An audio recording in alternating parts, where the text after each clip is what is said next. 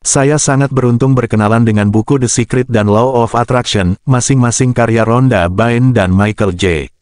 Lozier Penny. Kedua buku tersebut mengusik hati terdalam saya. Saya menjadi semakin bertambah penasaran. Tanpa membutuhkan waktu lama, hanya dalam 3 hari, saya melahap habis kedua buku tersebut. Saya terperanjat. Tiba-tiba, saya menyadari bahwa isi kedua buku tersebut benar-benar ajaib. Yang lebih membuat saya terkejut adalah ternyata ajaran kedua buku tersebut telah dipaparkan oleh Allah SWT dan Rasulullah SAW beberapa abad silam. Bahkan, jika kita benar-benar memahami Al-Quran dan Sunnah Nabi, kita pasti menemukan banyak hukum ketertarikan di dalamnya. Penjelasan-penjelasan dan bukti-bukti hukum ketertarikan di dalam Al-Quran jauh lebih baik, lebih sempurna, dan tidak menyesatkan. Al-Quran pun memandu kita untuk memanfaatkan hukum ketertarikan dengan sangat baik dan sangat sederhana. Semua orang dapat mempraktikkannya. Dengan mencapai tingkatan ini, saya yakin kita akan terbimbing menuju stasiun kesuksesan dan kebahagiaan hidup di dunia dan akhirat. Oleh sebab itu, saya menyarankan, pelajarilah kemudian praktikkanlah hukum ketertarikan sesuai dengan nilai-nilai Al-Quran agar kita tidak tersesat menjalani kehidupan ini. Sekali lagi, kita akan mencapai kebahagiaan yang sesungguhnya, yaitu kebahagiaan dunia dan akhirat. Dalam buku ini, akan saya tunjukkan kepada Anda kekuatan hukum ketertarikan dalam Al-Quran, yang selanjutnya, sekali lagi, menuntun Anda menuju kesuksesan dan kebahagiaan hidup selama-lamanya. Insya Allah, mari kita mulai. Apakah Law of Attraction, hukum ketertarikan itu? Mungkin sebagian Anda merasa kecewa dengan penghasilan sekarang ini. Padahal, Anda sudah banting tulang mengejar rezeki. Akan tetapi, sampai saat ini, Anda tak kunjung mendapatkan kesuksesan. Anda merasa kecewa. Setiap hari Anda meratapi apa yang terjadi dalam kehidupan Anda. Anda mengejar uang, tetapi uang justru tak mau mendekat pada Anda. Kalaupun Anda mendapatkan uang, rasanya selalu tak cukup. Anda pun tak pernah merasakan kebahagiaan dengan pendapatan saat ini. Ada apa sebenarnya? Setiap pagi, Anda bangun dengan penuh rasa kecewa.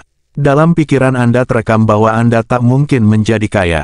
Karena memang, setiap hari, Anda selalu mengalami hal yang sama, rezeki susah diperoleh. Pikiran-pikiran seperti itu kerap mengawali kehidupan Anda. Setelah bergulat dengan pikiran tersebut, Anda tak juga mendapatkan uang, alias tetap berpenghasilan pas-pasan. Pada pagi hari, mungkin saja Anda bangun dengan penuh keceriaan. Anda yakin hari ini akan mendapatkan pelanggan yang mau bergabung dengan bisnis Anda. Anda juga yakin jualan Anda akan laku keras. Anda pun bangun pagi dengan penuh senyuman. Anda salat subuh, berdoa memohon kemudahan padanya, menyapa istri dan anak-anak. Kemudian, Anda pergi menemui pelanggan-pelanggan Anda dengan penuh optimisme dan percaya diri. Hasilnya, ajaib. Anda pun memperoleh banyak keuntungan atau hasil penjualan Anda memuaskan. Mungkin juga, ketika Anda menelepon teman lama, tiba-tiba saja ia mengatakan bahwa ia akan menelepon Anda. Pada momen lain, ketika Anda menghadiri sebuah acara, tiba-tiba Anda mendapatkan door prize, hadiah mobil misalnya. Anda kemudian menyadari bahwa peristiwa itu pernah terbayangkan sebelumnya dan sekarang imajinasi Anda menjadi kenyataan. Beberapa ilustrasi di atas menunjukkan bahwa hukum ketertarikan sedang bekerja dalam kehidupan kita. Ia ada dan dapat kita rasakan dalam setiap embusan napas kita. Cuma, kita kurang merespons atau tidak menyadarinya. Jadi, apa sesungguhnya hukum ketertarikan itu? Segala sesuatu yang kita pikirkan dengan segenap perhatian, energi, dan konsentrasi pikiran, baik hal yang positif maupun negatif, akan datang ke dalam kehidupan kita. Itulah definisi hukum ketertarikan, seperti yang dituliskan dengan jenius oleh Michael J. Lozier, 2007. Hukum ketertarikan akan memberikan respons apapun yang Anda pancarkan dengan mendatangkan getaran pikiran dan perasaan yang lebih banyak, tak peduli getaran itu positif atau negatif. Hukum itu semata-mata hanya merespons getaran Anda. Sederhananya, saat kita memikirkan sesuatu, hukum itu berbunyi, kita sedang menarik sesuatu itu ke arah diri kita. R.B. Sentanu, seorang penulis, memaparkan bahwa melalui kekuatan hukum tarik-menarik, sinonim dari hukum ketertarikan Anda menarik apapun yang paling sering Anda pikirkan, apakah Anda menginginkannya atau tidak. Jadi, jika Anda selalu memikirkan apa yang Anda suka, hidup Anda akan dipenuhi oleh hal itu. Sebaliknya, Jika Anda selalu memikirkan hal-hal yang tidak Anda sukai, maka yang terjadi dalam hidup Anda pun akan mencerminkan hal itu. Kuantum Ikhlas, halaman 51. Sehingga, kita harus berhati-hati ketika memikirkan kehidupan kita. Tatkala kita berpikir bahwa hidup kita tidak akan mungkin mencapai kebahagiaan karena dilahirkan dari keluarga miskin, alam sekitar akan merespons ucapan kita itu. Karena tanpa sadar, kita mengundang energi negatif memasuki alam bawah sadar kita. Hidup kita pun tidak mengalami perubahan alias miskin terus-menerus. Kita tidak menginginkannya secara permanen bukan? Oh ya, saya ingin memberikan satu contoh lagi bahwa hukum ketertarikan itu ada dan nyata. Mungkin saja di antara kita ada yang pernah mengalami kecopetan saat berada di pasar. Biasanya, peristiwa ini melanda kaum ibu. Pasalnya, sebelum berangkat ke pasar, kita selalu membayangkan dan dihantui bayangan para pencopet. Tanpa kita sadari, kita mengundang para pencopet untuk mendekati diri kita. Alhasil, boleh jadi, kita pun mengalami kecopetan. James Ray, salah satu pemikir terkenal, memakai metafora menarik mengenai penggambaran hukum ketertarikan. Bayangkanlah, dunia ini seperti kisah lampu Aladin di dalam Dongeng 1001 Malam. Bayangkan, saat diri kita membutuhkan sesuatu kita tinggal menggosok lampunya maka akan muncul jin ajaib dan berkata pada kita, "Your wish is my command." Harapan Anda adalah perintah untuk saya. Bayangkanlah alam semesta mengatakan hal tersebut kepada diri Anda. Saya pun pernah merasakan bekerjanya hukum ketertarikan dalam kehidupan nyata. 4 tahun silam, sebelum hijrah ke Jakarta, saya menduga bahwa hidup di rimba metropolitan ini penuh dengan tindakan kriminal. Saya selalu diingatkan oleh ibu saya, supaya berhati-hati hidup di kota besar ini. Bahkan, kalau sedang tersesat, bertanyalah pada polisi atau petugas lainnya. Peringatan ibu saya, jangan sekali-kali bertanya pada orang yang tidak dikenal. Alias, jangan bertanya pada orang lain, kecuali petugas. Saya tidak serta-merta mencerna nasihat ibu saya tersebut. Karena, orang tua memang selalu mengkhawatirkan anaknya yang akan merantau, keluar dari tanah kelahiran. Dalam benak saya, dimanapun kita hidup asalkan kita berbuat kebaikan, pasti orang lain akan membalas dengan kebaikan pula. Setelah saya berada di Jakarta dan beberapa kali nyasar, saya memberanikan diri bertanya pada orang lain. Saya yakin mereka tidak mungkin menipu saya. Yang penting kita memberikan senyum, bertanya dengan santun, insya Allah, mereka pun akan memberikan informasi yang benar. Alhasil, begitulah yang terjadi, mereka santun dan tidak menipu saya. Berbeda dengan saya, teman saya justru sering mengalami penipuan. Pasalnya, ia selalu mencurigai setiap orang yang ia temui di jalan. Pada suatu saat, ia memberanikan diri bertanya pada orang yang tidak dikenal, ia terkena tipu. Ternyata, sebelum bertanya, ia telah berpikir getaran negatif. Ia pun bertanya dengan penuh ketakutan dan kecurigaan. Alhasil, orang yang ia tanyakan benar-benar seorang penipu. Sungguh naas. Demikianlah hukum ketertarikan merespons kehidupan kita. Hukum itu ada dan benar-benar nyata. Sayangnya, sebagian di antara kita belum memahami benar bagaimana caranya berkompromi dengan hukum tersebut. Tak hanya sampai di situ, bagaimana kita mendayagunakan hukum tersebut untuk menuju kebahagiaan dan kesuksesan hidup pun penting untuk kita pahami.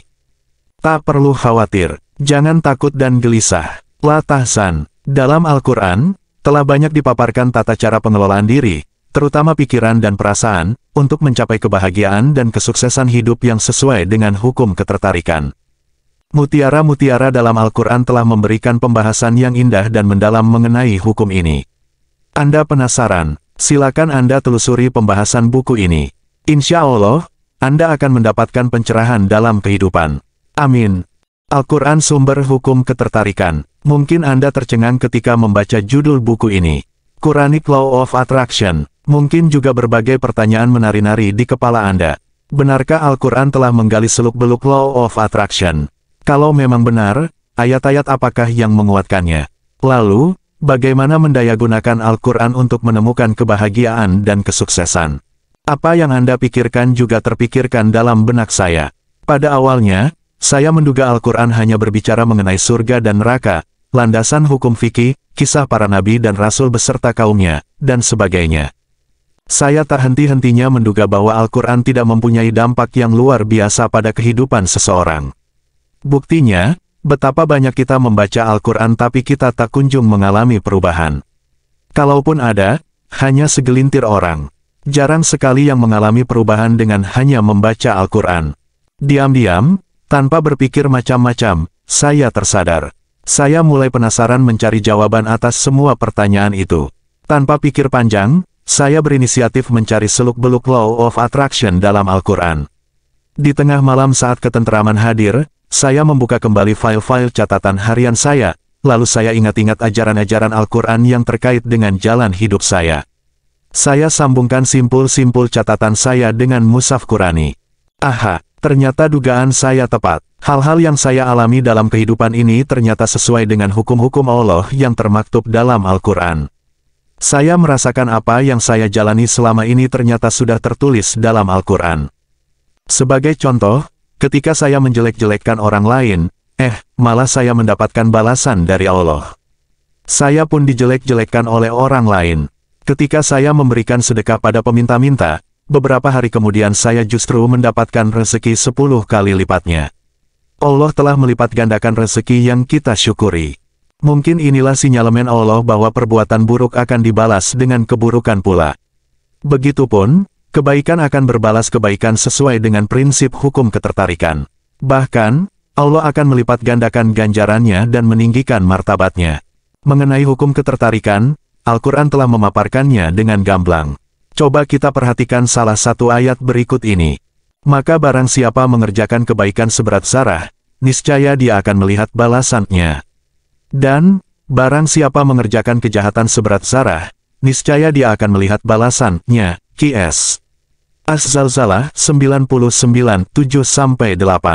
Ayat di atas semakin memperkuat bahwa hukum ketertarikan telah ada sejak Al-Quran diwahyukan kepada Baginda Muhammad SAW.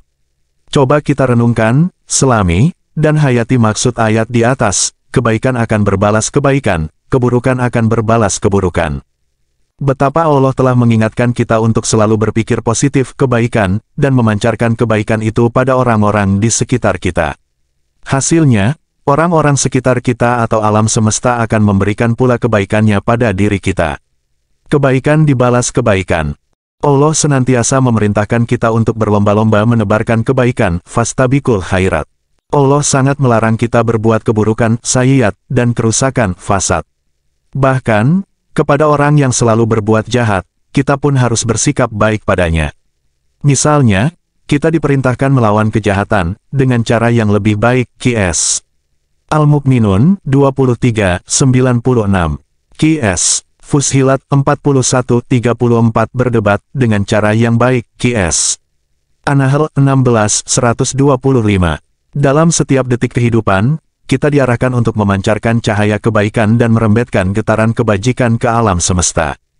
Dalam ayat lain, Allah telah mengukuhkan bahwa manusia seharusnya meyakini akan adanya hukum ketertarikan dalam kehidupan ini. Menarik bukan? Masya Allah, mari kita simak firman Allah berikut ini. Dialah yang menjadikan bumi untukmu yang mudah dijelajahi, maka jelajahilah di segala penjurunya dan makanlah sebagian dari rezekinya. Dan hanya kepadanya lah kamu kembali setelah dibangkitkan. Qs. Al-Mulk 67:15. Dan carilah pahala negeri akhirat dengan apa yang telah dianugerahkan Allah kepadamu, tetapi janganlah kamu lupakan bagianmu di dunia dan berbuat baiklah kepada orang lain, sebagaimana Allah telah berbuat baik kepadamu, dan janganlah kamu berbuat kerusakan di bumi. Sungguh, Allah tidak menyukai orang-orang yang berbuat kerusakan. Qs. Al-Qasas 28:77. Di manakah letak hukum ketertarikan kedua ayat di atas? Mari kita telusuri. Perhatikan penggalan ayatnya, dialah yang menjadikan bumi untukmu yang mudah dijelajahi. Pernyataan Allah ini didahului oleh pikiran positif. Allah memberikan keyakinan pada kita bahwa hidup ini mudah, tidak susah. Kita tidak perlu memikirkan kesusahan dalam hidup. Rasakan bahwa hidup ini mudah. Dengan pernyataan tersebut, getaran positif telah terpancarkan ke alam sekitar. Kemudian, Allah melanjutkan firman-Nya, jelajahilah. Maksudnya, kita diperintahkan untuk berusaha dengan penuh hasrat atau keceriaan, bahwa hidup itu mudah. Nah, dengan mengaktifkan hasrat atau rasa ceria ketika berusaha mencari rezeki, sesungguhnya kita telah mengizinkan limpahan rezeki memasuki hidup kita. Ini sangat sesuai dengan hukum ketertarikan. Setelah kita berusaha dengan penuh hasrat, Allah menutup ayat tersebut dengan sikap pasrah atau penyerahan diri pada Allah atau tawakal. Saat itu, kita semakin optimistis bahwa kita akan mendapatkan banyak rezeki dalam hidup. Mungkin, hari ini kita belum memperoleh rezeki sesuai harapan kita. Namun, kita berserah padanya bahwa Dia akan selalu melancarkan rezeki dalam hidup. Kita hanya membutuhkan keyakinan kuat dengan berpikir positif, berusaha, dan memasrahkan hasil akhir kepadanya. Pada gilirannya, di suatu titik tertentu, kita akan mendapatkan banyak nikmat kekayaan. Bahkan, kita pun menjadi lebih bahagia dengan kekayaan itu. Perhatikan ayat berikutnya, berbuat baiklah kepada orang lain, sebagaimana Allah telah berbuat baik kepadamu, dan janganlah kamu berbuat kerusakan di bumi. Sangat jelas sekali, bukan? Ada hubungan sebab akibat, kebaikan dibalas kebaikan. Dari pernyataan tersebut, sudah jelas ayat ini menguatkan hukum ketertarikan di alam semesta. Oleh sebab itu, tidaklah mengherankan manakala seluruh kehidupan kita telah tergambar di dalam Al-Quran. Tinggal bagaimana cara kita menemukan kehidupan kita itu dalam Al-Quran. Boleh jadi kehidupan Anda pun demikian, tidak jauh berbeda dengan apa yang sudah tertulis dalam Al-Quran. Jangan-jangan, setiap derap dan pola kehidupan yang Anda lalui sudah tertulis dengan jelas di dalamnya. Maka, jika Anda mau mengkaji Al-Quran, besar kemungkinan Anda akan mendapatkan rumusan kebahagiaan untuk hidup yang akan datang. Anda akan lebih memahami bagaimana menjalani kehidupan ini. Anda pun akan mengerti bagaimana menggunakan hukum ketertarikan yang terkandung dalam Al-Quran. Al-Quran memberikan banyak informasi untuk meraih kebahagiaan dan kesuksesan hidup. Al-Quran bukan sekadar omong kosong belaka. Saya sendiri, alhamdulillah, telah merasakan cahaya Al-Quran dalam kehidupan ini. Saya pun ingin membagikannya kepada Anda melalui buku ini. Selama ini, saya merasakan bahwa Al-Quran memberikan energi dalam kehidupan. Setiap kali selepas membaca Al-Quran, hati nurani saya bertambah cerah. Kehidupan saya yang carut-marut, tidak keruan, mulai membaik. Rezeki saya yang pas-pasan mulai tercukupi. Keadaan keluarga saya pun menjadi harmonis. Al-Quran seolah-olah menarik jiwa saya menuju kebahagiaan dalam kehidupan ini. Saya seperti dihujani kebahagiaan yang berlimpah. Sebelum saya mengakrabi Al-Quran, hidup saya tidak punya arah. Hari demi hari yang terus berganti, seakan-akan membuat saya seperti robot kehidupan. Makan, kerja, dan tidur secara kaku. Kekayaan yang saya miliki terasa tidak ada artinya. Hidup punya banyak harta, tapi kebahagiaan tak kunjung menyelinap dalam hati ini. Saya mengalami krisis kebahagiaan. Gaji yang saya peroleh tiba-tiba habis entah kemana. Bahkan, seringkali saya merasa sangat kekurangan. Dalam keadaan seperti itu, hati nurani saya menjerit-jerit. Alhamdulillah, setelah memaknai hidup dengan Al-Quran, saya mulai menyuntikkan energi dan kekuatannya ke dalam jiwa saya. Alhasil, sekarang ini, saya bertambah bahagia.